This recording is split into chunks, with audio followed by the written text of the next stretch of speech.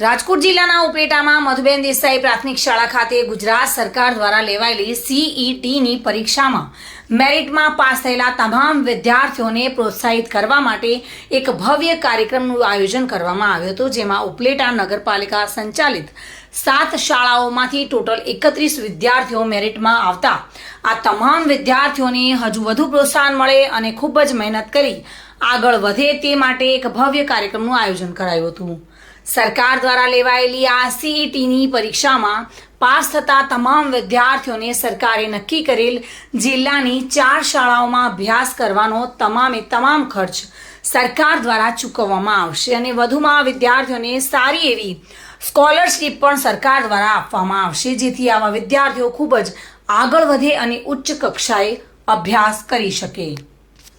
Chairman school Upleta આજરોજ અમારી સમિતિ સંચાલિત 7 શાળાઓ છે। 7 શાળાઓમાંથી સરકાર દ્વારા એક્ઝામ લેવામાં આવે છે, જેનું નામ છે CET કોમન એન્ટ્રન્સ ટેસ્ટ।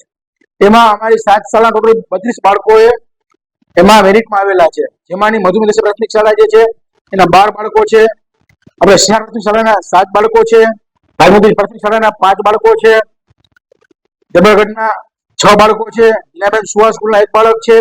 આમ કરીને 32 બાળકો અમારી સ્કૂલના આમાં પાસ થયેલ છે, મેરિટમાં આવેલા છે। આ CET એટલે એક સરકાર દ્વારા એક્ઝામ પરીક્ષા લેવામાં આવે છે અને સરકારે નક્કી કરેલી છે 4 સ્કૂલો છે, જે જ્ઞાન શક્તિ સ્કૂલ, મેરિટ સ્કૂલ અને શૈક્ષણિક સ્કૂલ। આ 4 સ્કૂલોમાં બાળકોને ધોરણ 6 થી 12 માટે અભ્યાસ માટે મૂકવામાં આવે છે અને એનો સંપૂર્ણ ખર્ચ સરકાર ભોગવે છે। એ સિવાય સરકાર ખર્ચ તો ભોગવે છે, એ સિવાય સરકાર એમાં એ લોકોને સ્કોલરશિપ પણ આપે છે। તો આ જે અત્યંત મધ્યમ વર્ગના બાળકો જે પ્રાઇવેટ સ્કૂલોમાં સારી સ્કૂલોમાં પૈસા આપીને ભણી ન શકે, એના માટેનો સરકારનો અભિગમ જે છે, જે આ 4 નક્કી કરેલી સરકારી સ્કૂલો જે છે એમાં સંપૂર્ણ રહેવાથી જમવાનો સંપૂર્ણ ખર્ચ સરકાર ભોગવે છે અને બાળકોને સારામાં સારું શિક્ષણ મળી રહે એના માટે બધા પ્રયત્નો કરે છે। તો આ તકે હું અમારી બધી સ્કૂલના શિક્ષકો એમનો પણ આભાર માનું છું કે આટલું સારું પરિણામ લઈ આવ્યા છે। અમારી રાજકોટ જિલ્લાની એકમાત્ર સમિતિની સ્કૂલો જે છે તો એટલા બાળકો એમાં પાસ થઈને ઉત્તીર્ણ થયા છે અને ખાસ મેરિટમાં આવેલા છે। તો આ તકે તમામ શિક્ષકોનો પણ આભાર માનું છું અને સરકારશ્રીનો પણ આભાર માનું છું કે આવી યોજનાઓ દ્વારા બાળકોને લાભ મળે છે। અસ્તુ વંદે માતરમ, ભારત માતા કી જય। નમસ્કાર, મારું નામ છે સોલંકી ગુંજન અશોકભાઈ। હું પીએમશ્રી ડોક્ટર મધુબેન બટુકભાઈ દેસાઈ પ્રાથમિક શાળામાં ભણું છું। હું लहरों से डर कर नौका कभी पार नहीं होती और कोशिश करने वालों की कभी हार नहीं होती। અત્યારે તો હું ધોરણ 6 માં અભ્યાસ કરું છું, પરંતુ અમે આપેલી પરીક્ષા CET ધોરણ 5 માં અમારી શાળાના 12 બાળકો મેરિટમાં આવેલા છે। આ જેની પાછળ શ્રેય અમારી શાળાના શિક્ષકોને જાય છે। આ બદલ અમારા શિક્ષકો, આચાર્ય શ્રી, શાસનધારી સાહેબ અને ચેરમેન શ્રી આ બધાએ અમને અભિનંદન આપ્યા છે। હું જગદીશ જોશરા, આચાર્ય શ્રી, પીએમશ્રી ડોક્ટર મધુબેન દેસાઈ પ્રાથમિક શાળા। અમારી શાળાનો એક મોટો છે, we do not make opportunities but we find opportunity any way, any condition, any way.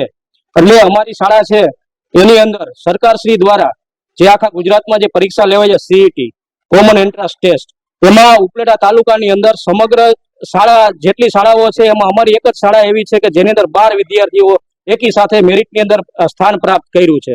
આ જે સ્થાન પ્રાપ્ત કર્યું છે એ બદલ અમને અમારા ચેરમેન શ્રી, શાસનાધિકારી શ્રી તથા અમારા CRC BRC તમામે શાળાને અભિનંદન પાઠવ્યા છે અને ગૌરવની લાગણી પણ અનુભવી છે।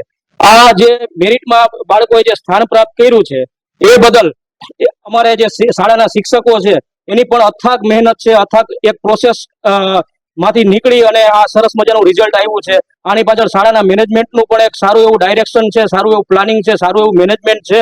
તો એ બદલ અમારી શાળા છે એની અંદર આવી રીતે સ્થાન પ્રાપ્ત કર્યું છે। આ સિવાય પણ ભૂતકાળની અંદર પણ હમણાં જ હજી અમારે જે બાળકો છે NMMS-માં પણ 11 બાળકોની પસંદગી થઈ છે, જ્ઞાન સાધના પણ 11 બાળકોની પસંદગી થઈ છે। એ સિવાય આ વખતે આમાં પણ CET-માં પણ 12 બાળકોએ સ્થાન પ્રાપ્ત કર્યું છે અને આ બાળકોને સરકારશ્રી તરફથી સારી એવી સ્કોલરશિપ પણ મળશે અને સારી એવી સ્કૂલમાં એડમિશન પણ મળશે। તો આથી બાળકોનું ભવિષ્ય પણ સુધરશે। તો આ અમારા માટે શાળા માટે ગૌરવની વાત છે એમ કહી શકાય.